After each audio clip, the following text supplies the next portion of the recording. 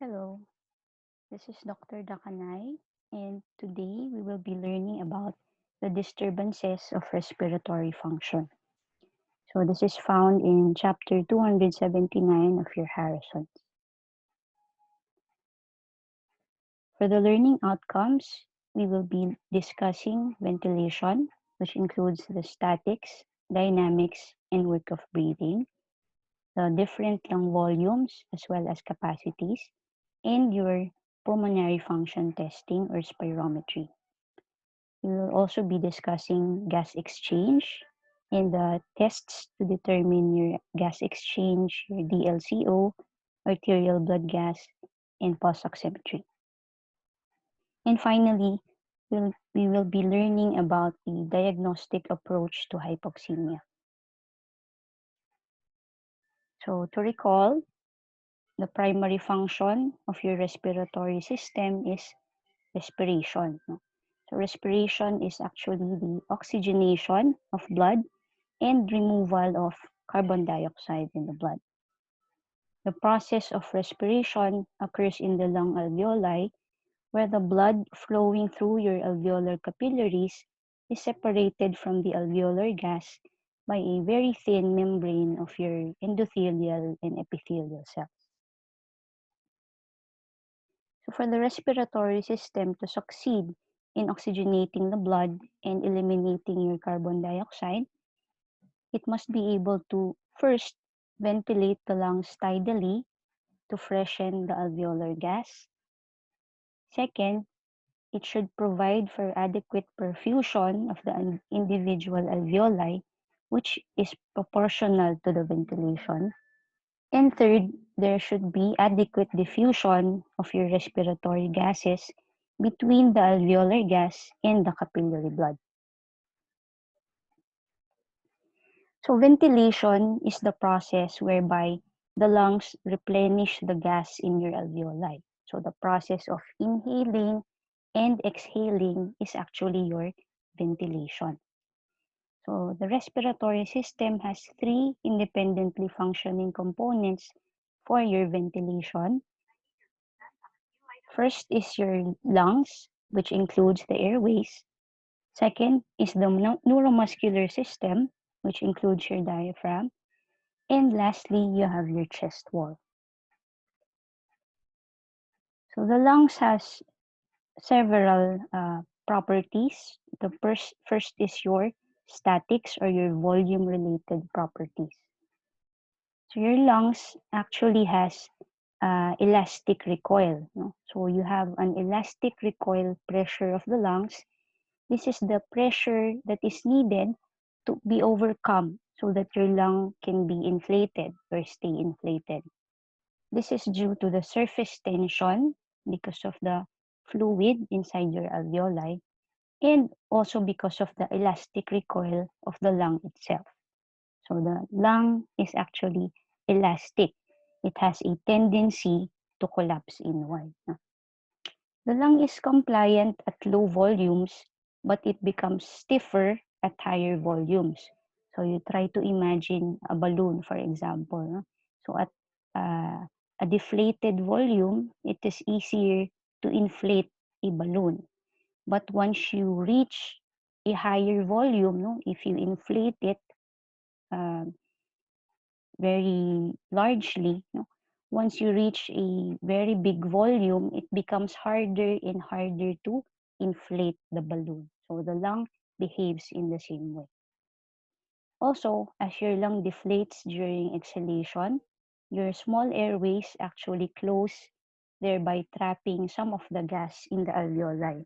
So take note that your lung does not completely collapse during exhalation because your airways, smaller airways close, which leads to trapping of some of the gas inside the lung. On the other hand, the elastic behavior of your chest wall in the absence of any neuromuscular activation is actually the opposite of that of your lung. So your lung is compliant, meaning it has a tendency to collapse outward, unlike your lung, which has a tendency to collapse inward.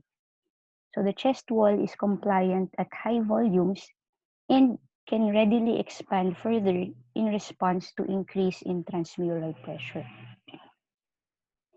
And the point at which the outward recoil of your chest wall is balanced by the inward recoil of the lung is at your functional residual capacity or FRC.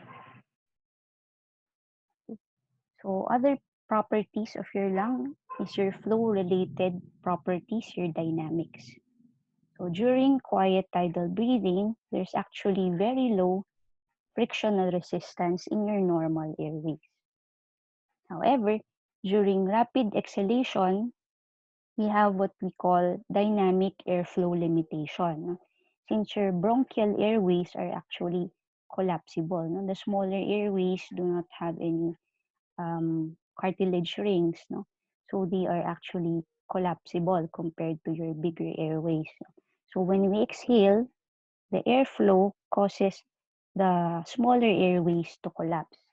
So you have that dynamic airflow limitation.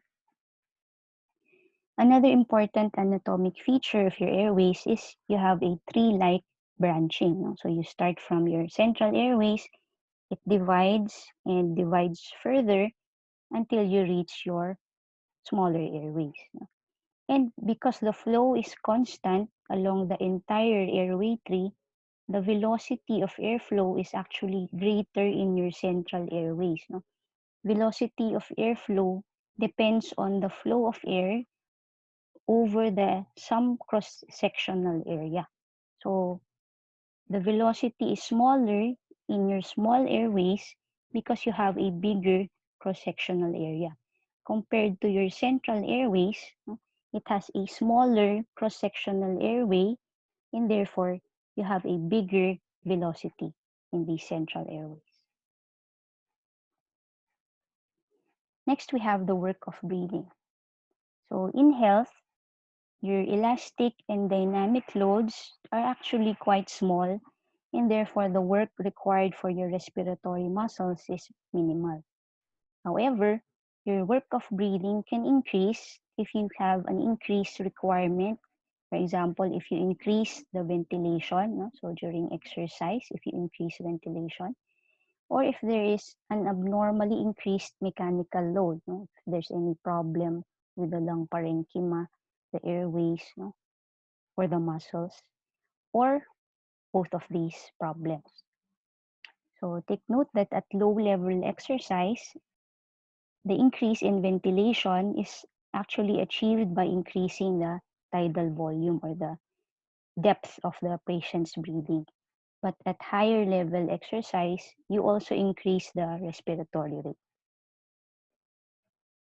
So work of breathing, therefore, will also increase if you have certain diseases. So first is if you have diseases that reduce the compliance of the respiratory system. So if your lung is stiff, such as in interstitial lung disease, pulmonary edema, or lobar pneumonia, no? So this limits the compliance or the ability of the lung to expand, no? Which increases the work of breathing. Second is if you have a resistance to airflow.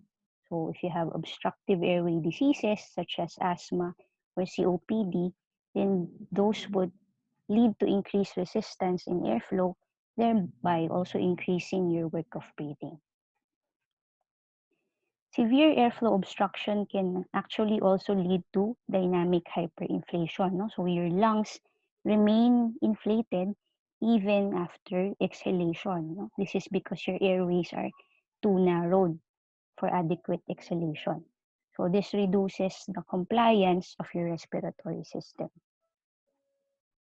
Okay? So one of the ways which we measure your ventilation or adequacy of ventilation is by doing your spirometry or pulmonary function testing. So this is an image showing you a spirometer. No? So a spirometer actually measures the volume of air that goes into and out of the lungs of the patient and also measures the airflow. Okay? So during spirometry, we ask the patient to inhale and exhale and measure the lung volumes. Okay? So this is a graphical representation of the patient's breathing. So we ask the patient to inhale and exhale initially normally, what we call your tidal breathing. So inhale, exhale normally. And then we ask our patient to inhale deeply to maximum, no? So that maximum inspiration. And then we ask the patient to exhale maximally as well and return to tidal breathing. Okay, so the spirometer measures the volume of air moving in and out of the lungs through time.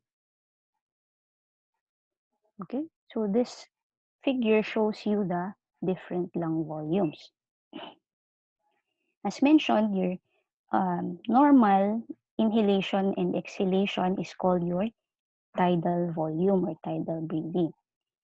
When you ask your patient to inhale maximally after tidal breathing, that is what we call the inspiratory reserve volume. Okay? And when you ask your patient to exhale maximally after your tidal breathing, that is your expiratory reserve volume. Okay? And the amount of air that remains in the lungs after maximal exhalation is your residual volume. Okay? So when you add the different volumes, you come up with the different capacities or lung capacities. So if you add your tidal volume and your inspiratory reserve volume, this is called your inspiratory capacity. If you add the expiratory reserve volume, or when you ask your patient to exhale maximally, if you add that ERV to the residual volume, that is your functional residual capacity. Okay? If you add the tidal volume, the inspiratory reserve volume, and the expiratory reserve volume, so your normal breathing, maximal inhalation, maximal exhalation, that is your vital capacity. Okay? Again, the amount of air remaining in your lung after your maximal exhalation is your residual volume. And adding all the volumes will come up with the total lung capacity. Okay? So again, this is your volume time curve, showing you the tidal breathing, the maximal inhalation of the patient until he reaches your total lung capacity, your maximal exhalation until the residual volume is reached, and then you ask the patient again to inhale to maximum. Okay? So the air that the patient was able to inhale and exhale is your vital capacity. Okay, so in your spirometry, we look at the following parameters. First of which is your FVC. So your vital capacity when we do your spirometry is forced vital capacity, because we ask our patient to inhale and exhale forcefully. So it's a forced vital capacity. So this figure shows you the amount of air that the patient was able to inhale and then exhale. So that is your FVC. This is measured in liters. Next is your FEV1, or your forced expiratory volume in the first second. So take note that majority of the air that the patient was able to inhale was also exhaled in the first second. Okay, so that is your FEV1.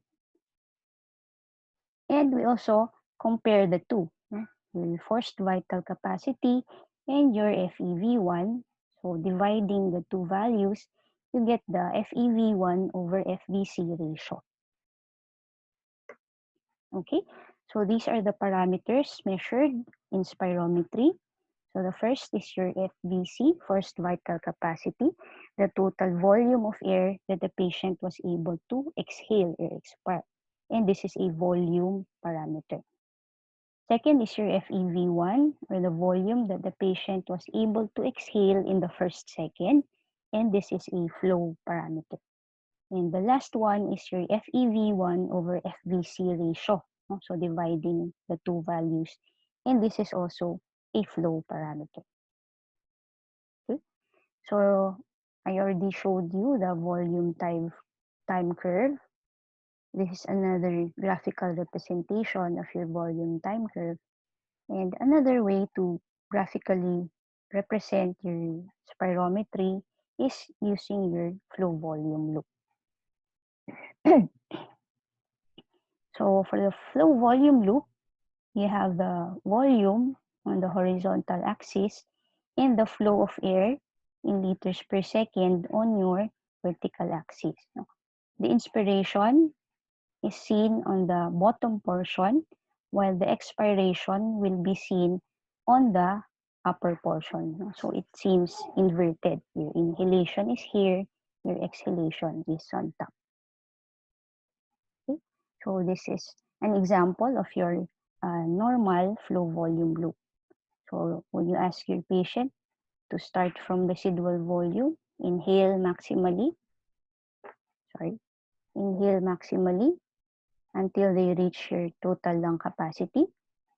So the difference between your residual volume and your total lung capacity is your vital capacity. And you ask your patient to exhale maximally. So that is the expiratory limit. Okay? So the first step when we read your spirometry is actually looking at the flow volume loop. Okay? So I showed you before the image of the normal flow volume loop. Okay, so the orange line is actually the normal flow volume loop. Okay, if you see a flow volume loop that is tall and thin or short and thin, then that would point to a restrictive ventilatory defect. Okay, so restrictive ventilatory defects are those that cause your lung volume to be smaller, no? So it restricts the expansion of the lung. There are actually several causes of your restrictive lung diseases. We use the mnemonic PAINT to recall, no? So PAINT stands for pleura, alveoli, interstitium, neuromuscular, and thoracic. So PAINT. Your restrictive lung diseases can be divided into parenchymal diseases, so those that involve your alveoli and interstitium. No? So for parenchymal restrictive lung diseases, you can see that there is restriction in the volume, no? Because you have a limit in your lung expansion because of the restriction caused by your parenchymal problem. But the patients are able to generate adequate flow. No? This is because your respiratory muscles are usually not affected by your parenchymal lung diseases. Okay? So you have a tall but thin flow volume loop, no? Because you do not have adequate volume, but you have adequate flow. So again, this type of flow volume loop, your tall, thin flow volume loop, is seen in your parenchymal restrictive lung diseases such as alveolar problems, interstitial problems, for example, your interstitial lung disease. Okay? If you see a narrow, no, and short flow volume loop, such as seen here, then those would usually point to a restrictive extraparenchymal ventilatory defect. So extraparenchymal, this would involve your pleura, your neuromuscular, and your thorax, okay? Or thoracic wall. So for example, if you have pneumothorax or pleural effusion, so that is your pleura, neuromuscular, for example, your Guillain-Barré syndrome, and thoracic wall, for example, if you have kyphoscoliosis, or dextroscoliosis.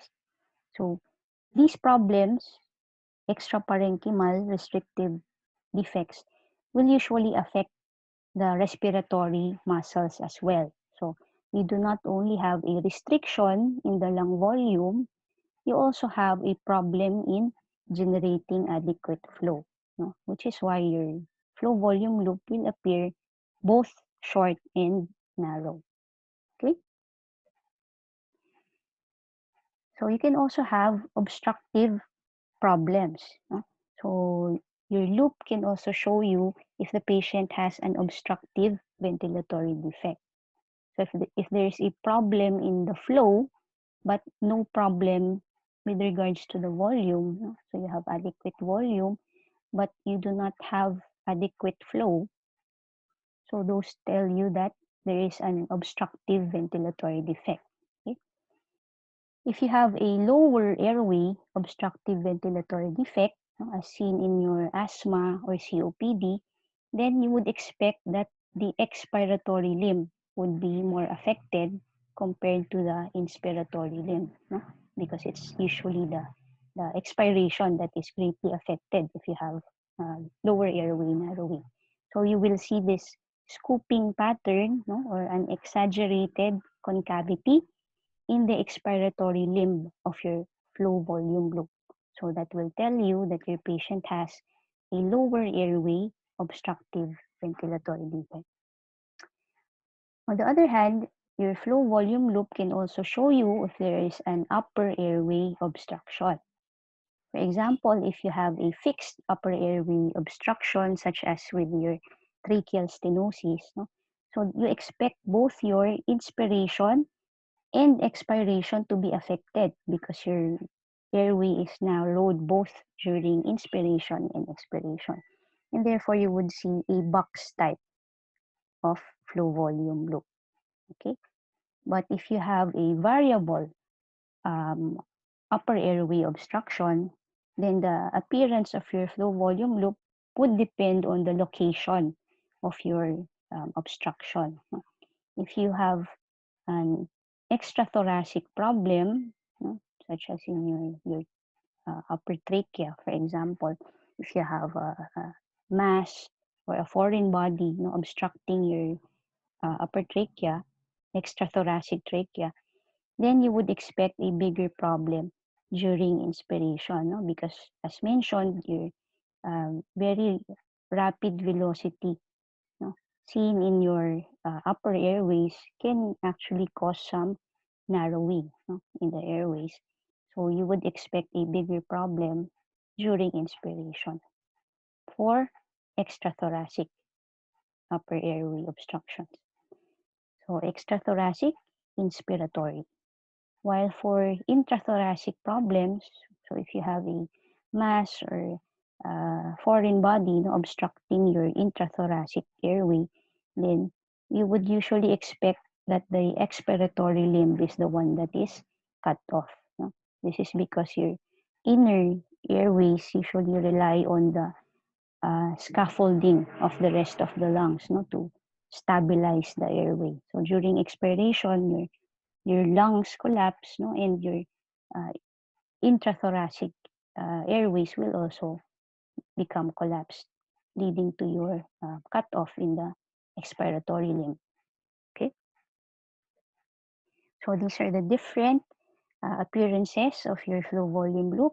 Again, you can have a tall and thin flow volume loop for restrictive parenchymal diseases, a short and thin flow volume loop for a restrictive extraparenchymal disease, your scooping pattern or exaggerated concavity on the expiratory limb for your lower airway obstructions. And for your upper airway obstruction, it can be box type for your fixed upper airway obstruction and can either be during inspiration or expiration, depending on the location of your upper airway obstruction, variable upper airway obstruction, if intrathoracic, expiratory, and if extrathoracic, it's inspiratory. Okay? So after looking at the flow volume loop, you now look at the values that the spirometry was able to generate. Okay? So we usually input the age, the height, the gender, the race, and the weight of the patient, and the machine will compute for the predicted values of your FVC, FEV1, and ratio. No? And when your patient does the spirometry, then you get the actual values of your FVC, FEV1, and FEV1 over FVC ratio. Again, your machine computes for the 90%, for the percent predicted. So for example, if your patient was able to generate an FVC of 4.5 liters, then this is 90% of your predicted value. And if you have an FEV1 of 3.6, then again, that is 90% of your predicted value. While your FEV1 over FVC ratio is merely the division of your FEV1 over the FVC. So you get the percent of your FEV1 over FVC ratio. So how do we know if the parameter is normal or not? The newer machines actually have the 5th percentile of the predicted, which is a more accurate measurement. But older machines might not have those values, and therefore we use the older way of reading, which is using your cutoff values. No? So the cutoff value for your FVC is 80, and the cutoff value of your FEV1 is also 80. So anything below 80 is abnormal. And your cutoff value for your FEV1 over FVC ratio is 70. Okay. So to read your spirometry or spirogram, first look at the loop and check the values that were obtained. No? The first thing to look at is your FEV1 over FVC ratio. So first, is the FEV1 over FVC ratio low? So is it less than 70%? If yes, then you're probably looking at an obstructive ventilatory defect. No? But this can also be a combined problem. Okay, so how do we know if it's obstructive or combined? Then you look at the FVC.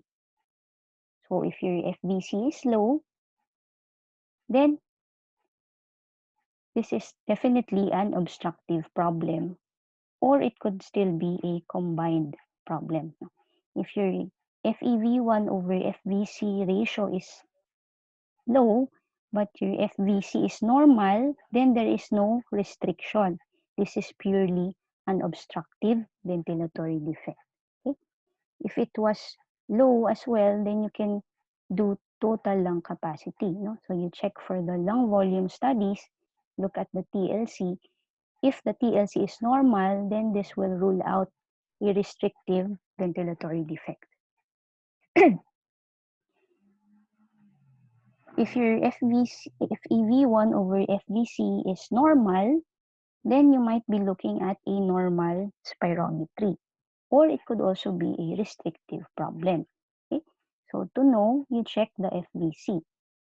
So if the FVC is normal as well, then you have a normal spirometry. So normal FEV1 over FVC, normal FVC, you have a normal spirometry. But if your FVC is low, then you're looking at a restrictive ventilatory defect. Okay, so initially we say this is a probable restrictive ventilatory defect, and confirm it using your total lung capacity. No? So if your TLC is really low, then this is definitely a restrictive ventilatory defect. Okay, so these are just some abnormalities in which you can find the differences using your spirometry. Okay? So for example, if you have a restrictive ventilatory defect because of pulmonary fibrosis, then you would expect a low FVC. Because of the restriction, you have a low forced vital capacity, and this is reflected. No? If you do your lung volume studies, then you will see that all of the volumes are decreased, no, because of the restriction. And your airway resistance will be normal, and your DLCO will also could be decreased, no, in these patients because of the fibrosis. Next is if you have restriction because of obesity, for example. No? So your total lung capacity and vital capacity will still be normal. FEV1 will be normal, airway resistance will be normal, DLCO will still be normal, no? Because this is just mild abnormality.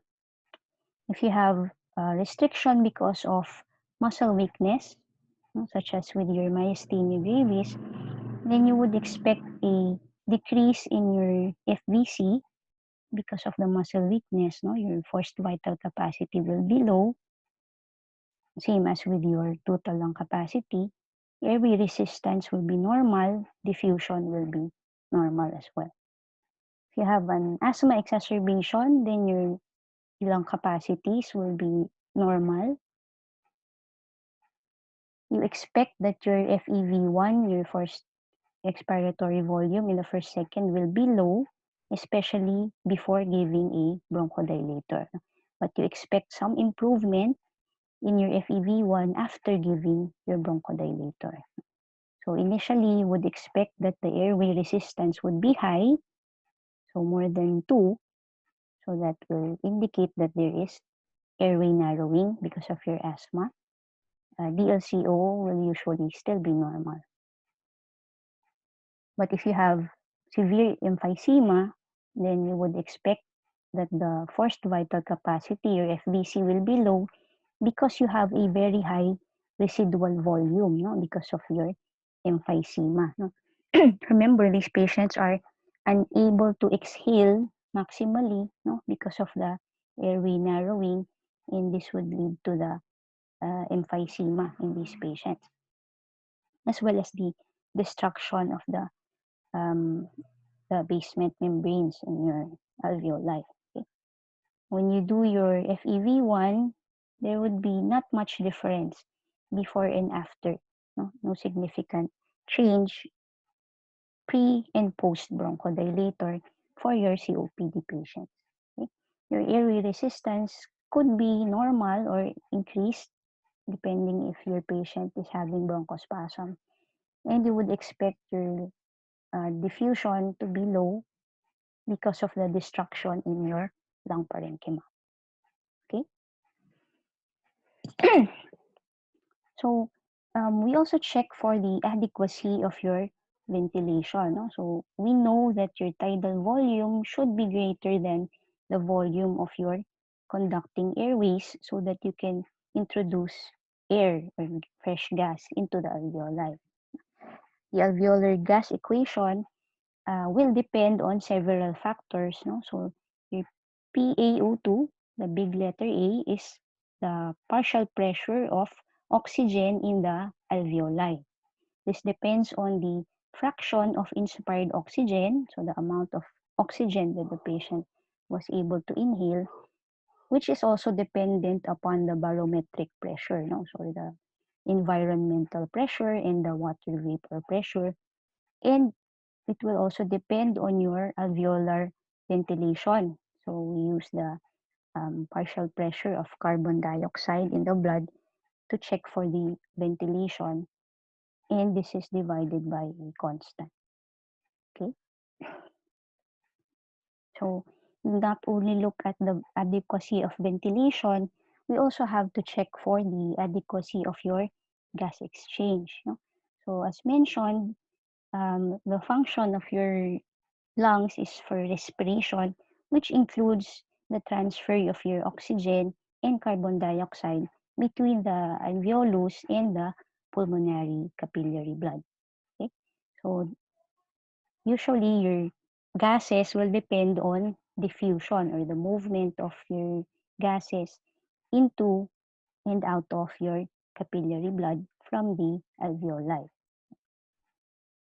Also take note that the uptake of your alveolar oxygen will also depend on perfusion, or the amount of blood that is found in the alveolar capillary. So if you have inadequate amount of blood in the capillaries, then your oxygen uptake will also be limited.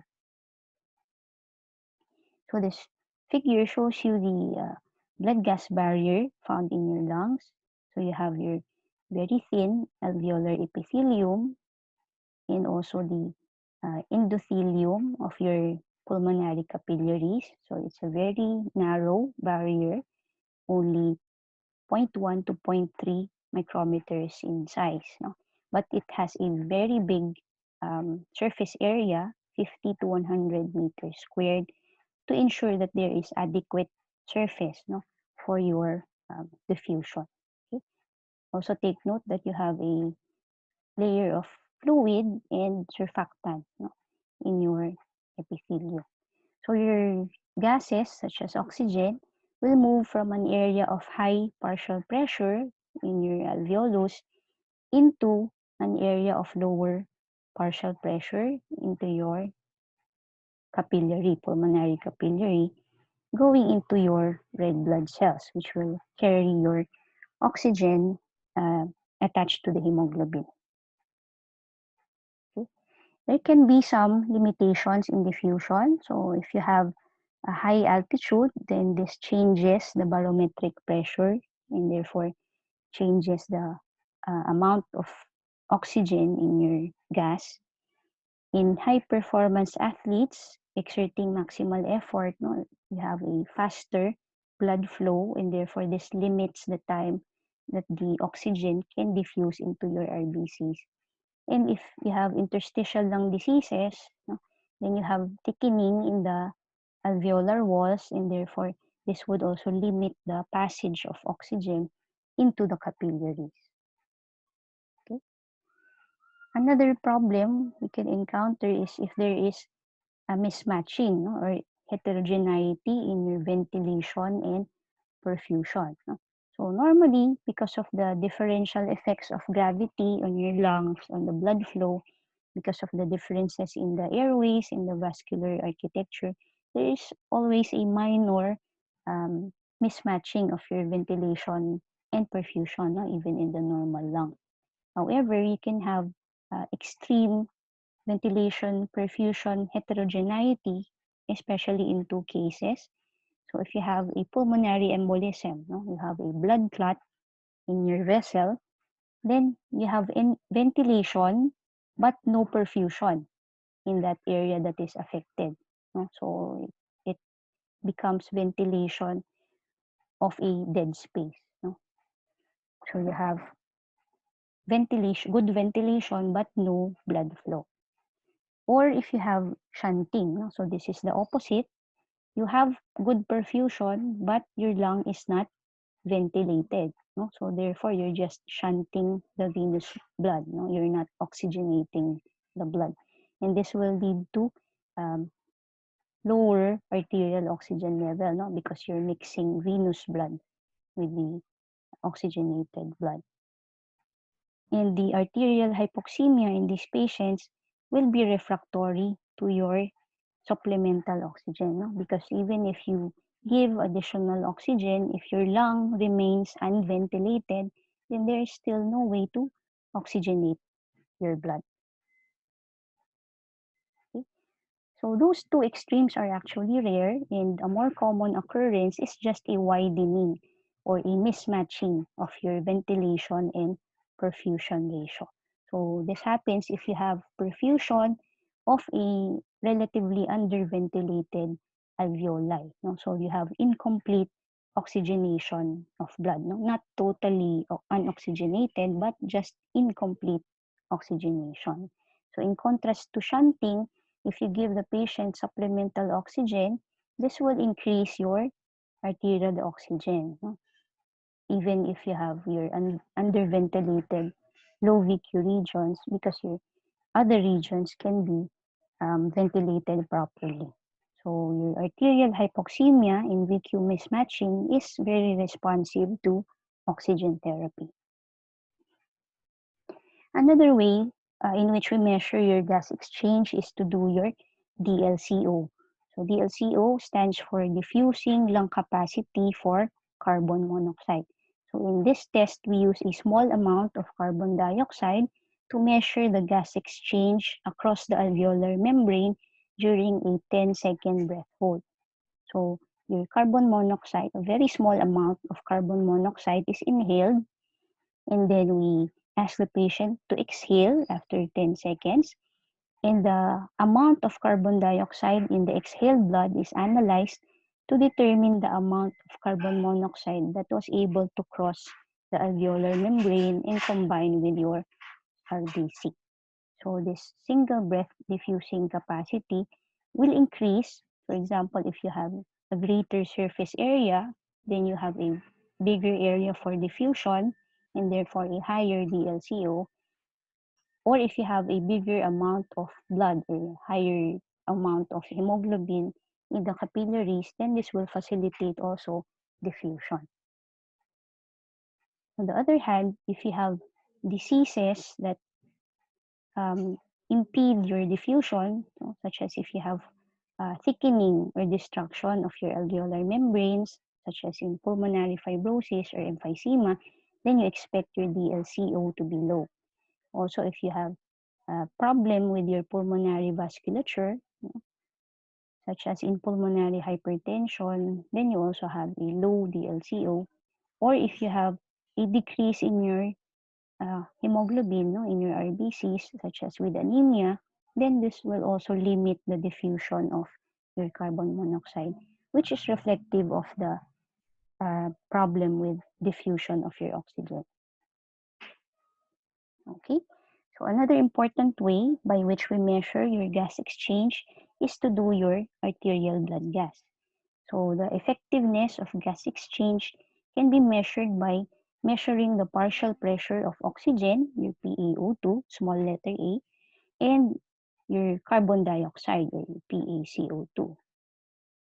So you get the sample of blood and measure your PaO2 and PaCO2, and you can also get the arterial oxygen content of the blood based on the arterial oxygen saturation, or SaO2, also known as your O2 saturation. Your hemoglobin oxygen concentration or saturation can actually also be determined non-invasively using your pulse oximetry. So what is pulse oximetry? It uses a probe that is clipped over a patient's finger, so it's non-invasive. It calculates the oxygen saturation, your SaO2, based on the absorption of two wavelengths of light. So it gives two wavelengths of light measuring the oxygenated versus the unoxygenated hemoglobin. So it compares the amount of blood that is oxygenated versus that of the unoxygenated blood in your cutaneous blood. So this shows you your arterial oxygen saturation. Okay.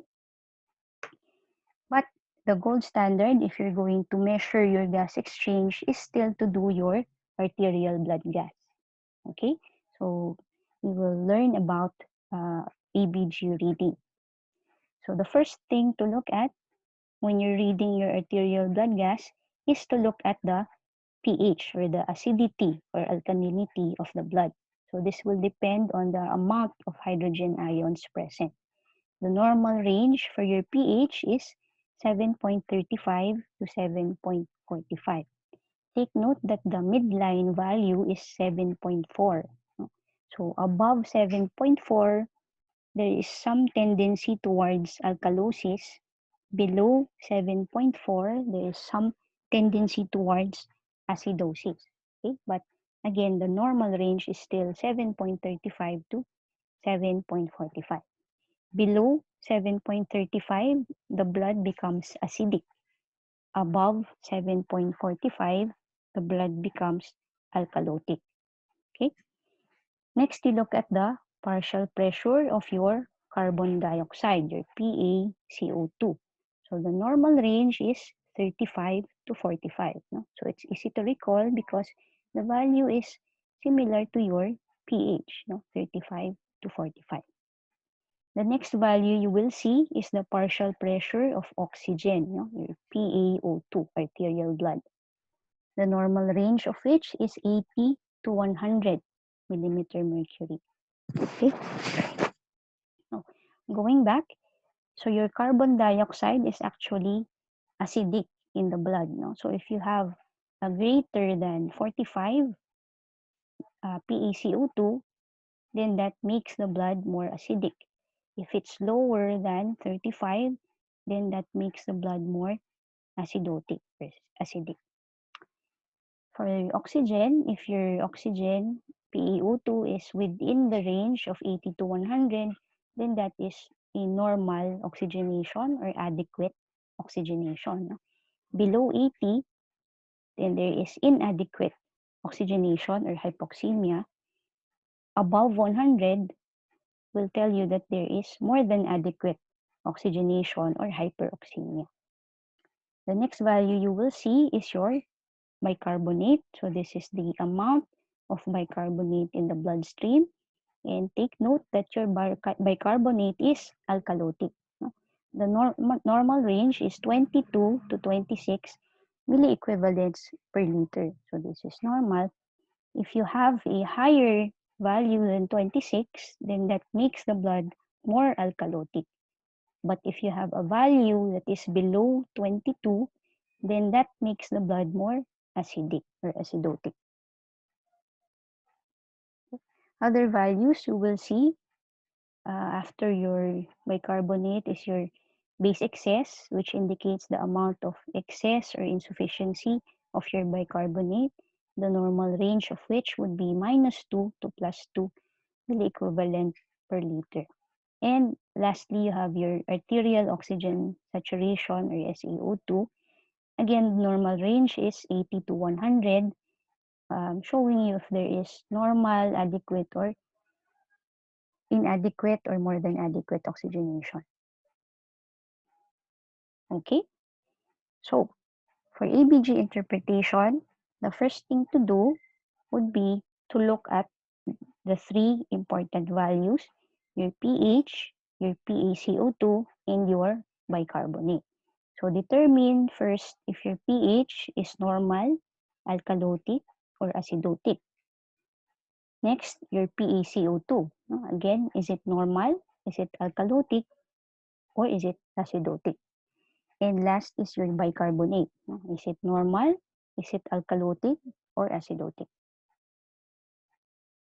Once you have that, then you look at the problem. Is the abnormality in the pH caused by the PCO2? So is it a respiratory problem? Or is the abnormality in the pH caused by your bicarbonate? So is it a metabolic problem? Okay. Once you determine which one is causing the pH abnormality, then step 3 is to determine if it's a pure problem. If it's a pure problem, then only the carbon dioxide or the bicarbonate will be abnormal. The other value will be normal. So if you have an abnormal PaCO2 and a normal bicarbonate, then this is a pure respiratory problem. Okay. If you have both abnormal values, so you have a PaCO2 that is abnormal, and this corresponds to your pH. For example, you have respiratory alkalosis. Then you look at bicarbonate if there is any changes or any compensation. If it compensates, if there is any change in the bicarbonate to compensate for your respiratory alkalosis, then determine is it partly or fully compensated. So to determine if it's partly or fully compensated, you look at the pH. If the pH was brought back to normal because of your compensation, then that is a fully compensated problem. But if your pH remained abnormal despite the compensation of your bicarbonate, then that is a partly compensated problem.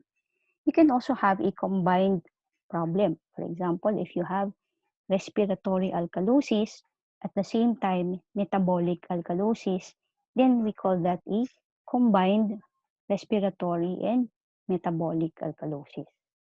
Okay? And the last step when reading your ABG is to look at your PeO2 or the oxygenation status. So again, 80 to 100 is normal. Below 80, there is inadequate oxygenation or hypoxemia. More than 100, there is more than adequate oxygenation or hyperoxemia. There are levels of your hypoxemia, but for our learning for today, we'll just focus on the adequacy of your oxygenation. Okay, so here we have some examples in reading your ABG. Okay, so we do it step by step. So again, first you look at the pH. No? So 7.42. Again, the normal value for your pH is 7.35 to 7.45. The midline is 7.40. So a pH of 7.42 is normal, leaning towards alkalosis but still normal.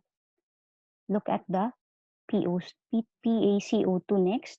So is it normal or abnormal? So normal range for your PaCO2 is 35 to 45. No? So a value of 37 is normal. Okay, so pH is normal, PaCO2 is normal. Then look at the bicarbonate. Again, the normal value for your bicarbonate is 22 to 26. So your bicarbonate of 24 is normal. Okay, so if you have a normal pH, a normal PaCO2, and a normal bicarbonate, then this is a normal ABG. And then look at the oxygenation. So again, the normal value of your PeO2 is 80 to 100. So this value of 85 is also normal. And therefore, the reading of this ABG is a normal ABG or normal acid-base balance with a normal or adequate oxygenation at room air. Okay? Another example. So your pH now is 7.31. Is it normal? Is it acidotic or alkalotic? Normal value 7.35 to 7.45. This one is lower than 7.35, so it is acidotic. Look at the carbon dioxide, the PCO2. Normal value 35 to 45. So 37 is normal. Then look at the bicarbonate. Normal value 22 to 26. So this is low, meaning there is acidosis. And therefore, the acidosis in your pH is caused by your bicarbonate. Then this is a metabolic acidosis. Okay, so determine if there was any compensation. Was there any change in your carbon dioxide from normal? No. So there is no compensation, and therefore this is a pure metabolic acidosis. Okay, and look at your oxygenation. Again, this is normal. So the reading for this is pure metabolic acidosis, or just say metabolic acidosis. There is no compensation, so no need to write if there is compensation, with normal or adequate oxygenation at room air. Okay. Another example, pH is normal, 7.45, but leaning towards the alkalotic side, right? PCO2 is abnormal, 35 to 45. This is 47 is elevated. So you have some respiratory acidosis. No? But this does not jive with your pH, which is alkalotic. On the alkalotic side, no? Still normal, but leaning towards alkalosis. So you look at the bicarbonate, no? 24 to 20, 22 to 26, and this will be elevated. So you have metabolic alkalosis. No? So therefore, the alkalosis in your pH is caused by a metabolic problem. Was there any compensation? We look at the PCO2. yes, there was some compensation. Your carbon dioxide is slightly elevated. Were you able to return the pH to normal? Yes, the pH was returned to normal because of the compensation. So the reading here would be a fully compensated metabolic alkalosis with more than adequate oxygenation at 1 liter nasal cannula. Okay, another example, 7.39, normal, leaning towards acidosis, but still normal. PCO2 is elevated, 60, more than 45. So that tells you there is some respiratory acidosis. Okay, so this jives with your pH. No? They are both acidotic. Look at the bicarbonate. Is it normal or abnormal? No, 22 to 26. So this is elevated. But an elevated bicarbonate shows you that there is alkalosis, no? Metabolic alkalosis. This does not jive with the pH, and therefore the acidity of your pH was caused by the respiratory acidosis. Okay, was there any compensation? Yes, your bicarbonate became elevated, no, to compensate for the acidosis. Were you able to return the pH to normal? Yes, your pH has become normal because of the compensation, and your PO2 is also normal, and therefore the reading is a fully compensated or simply compensated respiratory acidosis with adequate oxygenation at 5 liters nasal cannula. Okay, last example, your pH is 7.47. This is abnormal, no? It is alkalotic. Look at the PCO2, it is 33. So 33 is below 35, then that shows you that there is respiratory alkalosis. So this jives with your pH. No? Then look at your bicarbonate. This is also abnormal. It's below 22. So that tells you that there is some metabolic acidosis in compensation for your carbon dioxide. Okay? But were you able to return the pH to normal? No, pH is still abnormal. No? Therefore, you have a partly compensated respiratory alkalosis. Oxygenation is more than adequate, and therefore the reading is a partly compensated respiratory alkalosis with more than adequate oxygenation at 3 liters nasal cannula. Okay, so I hope you got the ABG reading. So another way in measuring your gas exchange is to look at the alveolar to arterial oxygen difference or gradient. No? So this is obtained by subtracting your PaO2, big letter A, which is your alveolar oxygen, by your arterial oxygen. This is the one we get from your ABG.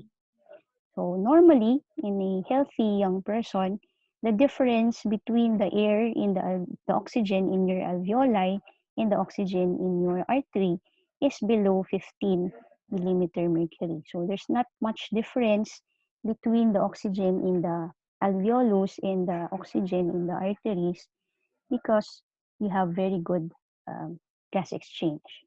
But this value will increase with age, usually at a level of around 3 per decade above 30, can be as high as 30 millimeter mercury in your elderly patients. Okay? So there are different processes that will impair your gas exchange. You can have hypoventilation if your patient is not breathing adequately. We've already discussed your diffusion limitation. So if there's any problem with the flow of your gases through the your blood and gas barrier, if there's any shunting or ventilation perfusion inequality. So how do you differentiate the different processes that might impair your gas exchange? So this is a figure in your Harrison's, showing you a diagnostic approach if your patient comes to you with hypoxemia. So the first thing to look at actually is your carbon dioxide. Okay, so of course, if you have an hypoxemic patient, you get your arterial blood gas and look at your PaCO2. So is it increased? If your PaCO2 is increased, no, so it's more than 45, then your patient is probably having some form of hypoventilation. No? There is not adequate ventilation for this patient. So check afterwards if there is elevation in your AADO2 or your alveolar arterial oxygen difference. No? So if you don't have a very big difference between the alveolar oxygen and the arterial oxygen, then this is a pure hypoventilation problem. So hypoventilation alone can be caused either by a decreased respiratory drive, such as in your CNS patients, no, your stroke patients, or if you have neuromuscular diseases, such as your GBS. Okay? If your PaCO2 is increased and your AADO2 is also increased, so there must be another mechanism combined with the patient's hypoventilation. Okay? If your PaCO2 is normal, it's not increased, then there is no hypoventilation. So what could be causing the hypoxemia in the patient? So you look at the alveolar to arterial oxygen difference. If it's not increased, no, meaning there's not much difference between the alveolar and arterial oxygen, then the problem is you have a low inspired oxygen. So this can be seen in cases such as high altitude, no, because you have a different barometric pressure that causes a difference in your oxygen level. And also, if you have a low inspired oxygen, fraction of inspired oxygen, then you also have a low partial pressure of arterial oxygen. So for example, if you're not giving enough oxygen to the patient, no, if your patient is on oxygen support or on mechanical ventilation and you're not giving adequate oxygenation, then you would expect that your PeO2 will be low. But if there is a big difference, no, between the alveolar air oxygen and the arterial oxygen, then you try to manage the patient by giving oxygen. No? So you give the patient high oxygen support. If your low PO2 is correctable with your oxygen, then you're looking at a ventilation perfusion mismatching.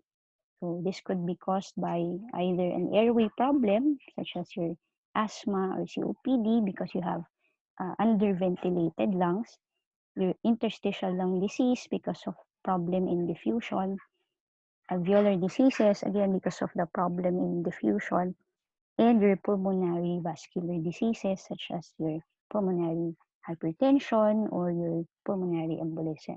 Okay? On the other hand, if you try to give your patient high oxygen support, but your PO2 does not respond or is not correctable, then you're probably looking at shunting. No?